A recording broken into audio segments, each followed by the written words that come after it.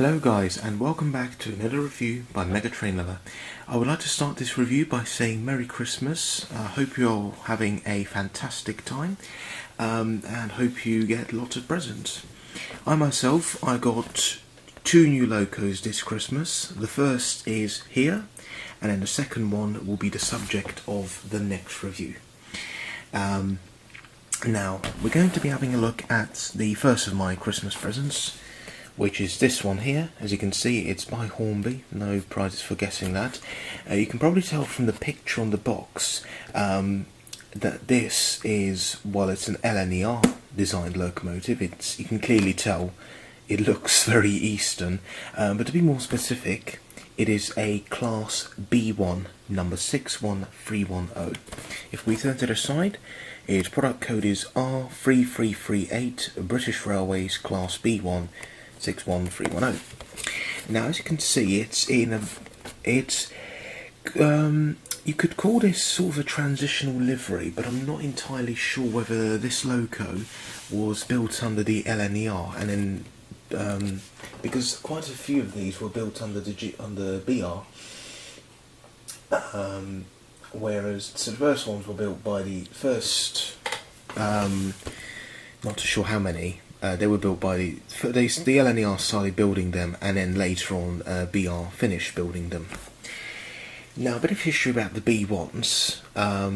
They were built from 1942 to 1952, and they were designed by Mr. Edward Thompson, who succeeded Sir Nigel Gresley as the Chief Mechanical Engineer for the LNER. And in total, 410 of these were built, making these the single most produced class of locomotive for the LNER. Basically, what Thompson wanted, he wanted the LNER's version of the Black 5. So, you know, he saw the Black 5, he saw that how versatile and useful they are. So then Mr. Thompson thought to himself, well, if they could build one, if they could build a mixed traffic 460, so can we. And this is what he produced. They were built across 4 different manufacturers, so the vast majority were built at the North British Locomotive Company in Glasgow. Darlington built 60 of them, and Vulcan Foundry also built a few, and then finally Gorton Works built a few as well. But the vast majority were built by North British, and they became virtually visible across the entire LNER system. So right from the Great Eastern Main Line and into East Anglia, up the East Coast Main Line, even as far afield as as far north as Scotland, and they were very common engines in Scotland. So yeah, they're very versatile engines. If we turn to the back, you can see there's tons of information about the class, which is basically what I've just said. The information I said, I've researched it prior to making this video. Sorry. Basically, these utilised standard LNER components, so they had the same boiler as the B17, but would upgrade, because the B17s were were considerably older. They were about 10-15 years older than these, and they also had the same wheels as on the V2s, which is basically the Green Arrow class of engine. And it also said at the end this particular history about this particular locomotive. So 61310 entered traffic on April 19th, 1948. Oh, so this engine actually was built after nationalisation. So this isn't a transitional livery. It's just a BR apple green livery. It still looks very nice. It looks really nice though.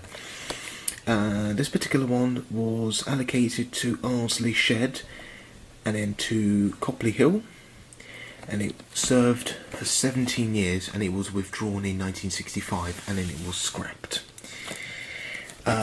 Speaking of which, Thankfully, two B ones have survived into preservation. One of them is number 61306, which is called Mayflower.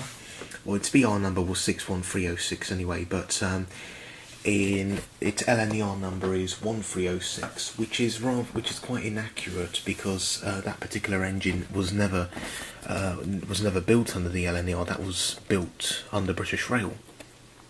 The other preserved one is number 1264, which was built by the LNER, and that's currently at the North Yorkshire Moors Railway. Both of them have been mainline certified at some points in their career, and 1264 or 61264, its BR number, holds the distinction of being the only ex-LNER locomotive to be saved from Barry Scrapyard, which is quite remarkable. It's quite remarkable to have an LNER engine so far down southwest. Obviously, it was, obviously it didn't work there. It was withdrawn, on the eastern region, and they towed it to Barry Scrapyard when, they just couldn't handle all the engines being scrapped at the time. I think it was at Darlington or Doncaster Works. I'm not entirely sure. The other one, Mayflower, was purchased directly by British Railways. So anyway, that's all the information about this very successful mixed traffic design for the LNER. Let's put the box to one side, and the locomotive is just here. Now, it does have the modern arrangement, so with the plug and then the socket, because the decoder goes in the tender. But for the purposes of this review, I've split them because it is quite a large locomotive. So I'm just going to put the tender to one side, and we're going to take a look at the locomotive. Wow. Wow. What can I say? Wow. She's stunning.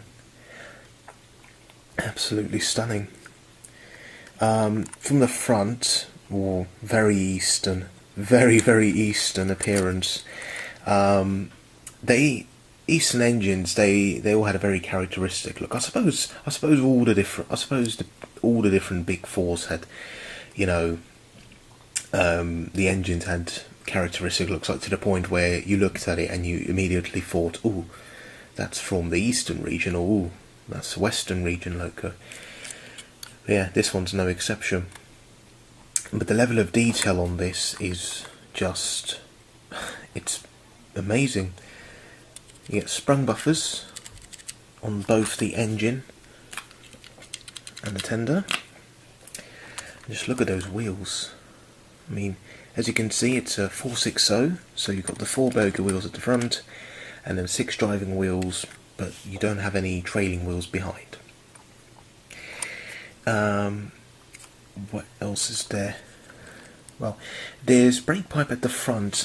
It does come in the detail pack, as you can see, I have added it. On the buffer beam, it says number 61310. You get the electric lights. Now, these don't work. Now, these don't light up. I suppose you can make them light up, but that will involve quite a bit of work.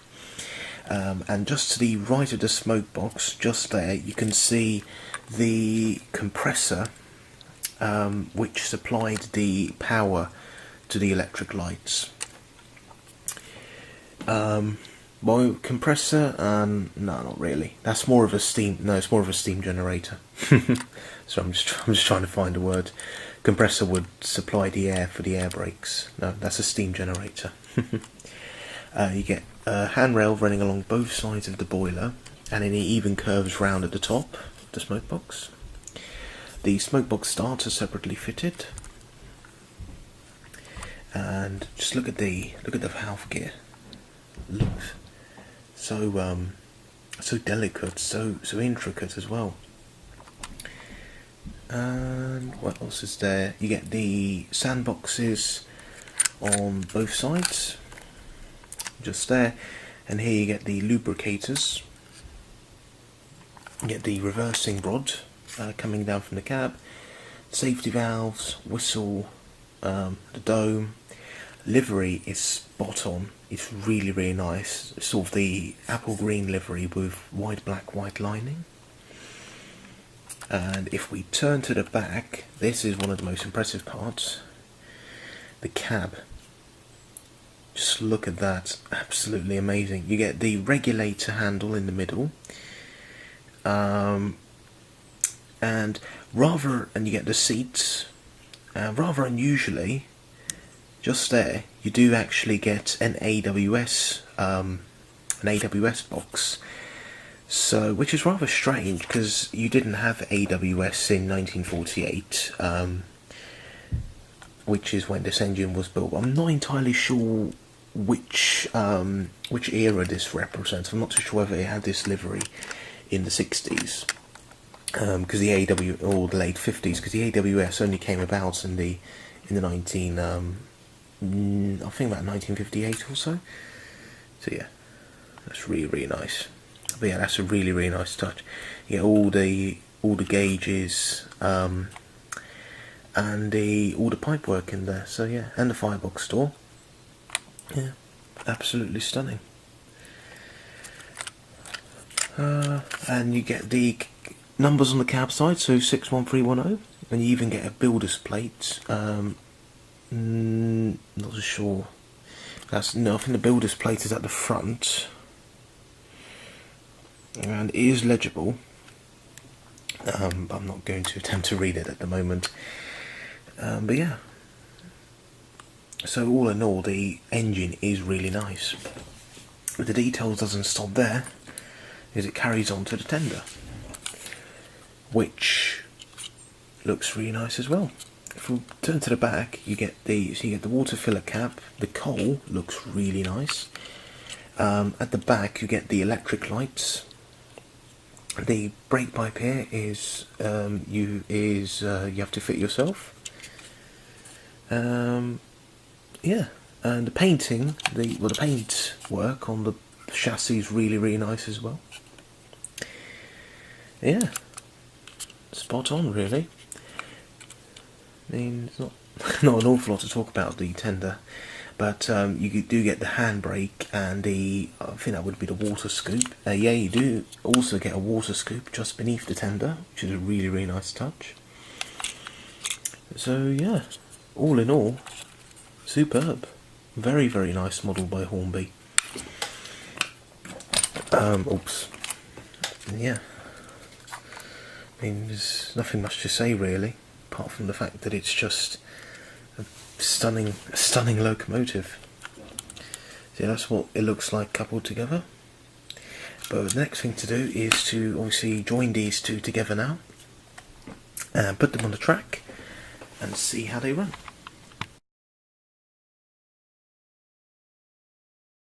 So here we have the Hornby Thompson B1 on the track, and wow, as you can see, she does look really, really nice. Anyway, let's select her number, which is number 58 in my case, and off she goes.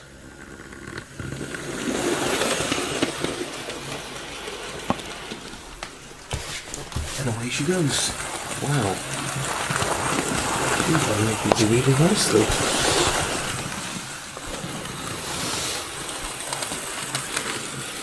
Wow, I love the way the valve gears just moving. See? Yeah.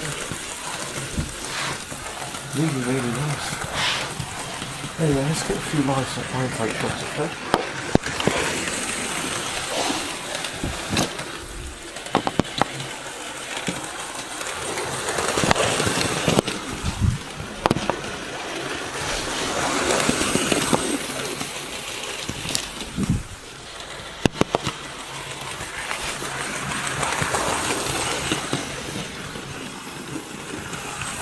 So yeah, as you can see, really, really nice.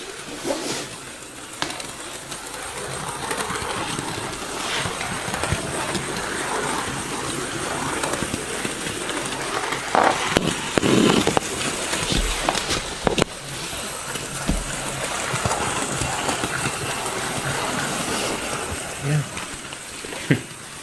Nothing much to say really.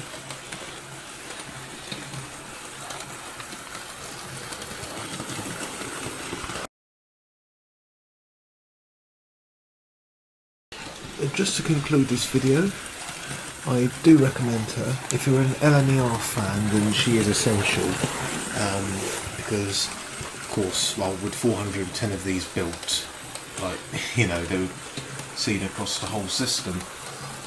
So, you know, but no, it's, overall it's just a really, really nice steam locomotive from Hornby. Very, very impressed with it. Anyway, thank you very much for watching, and see you in the next review. Goodbye.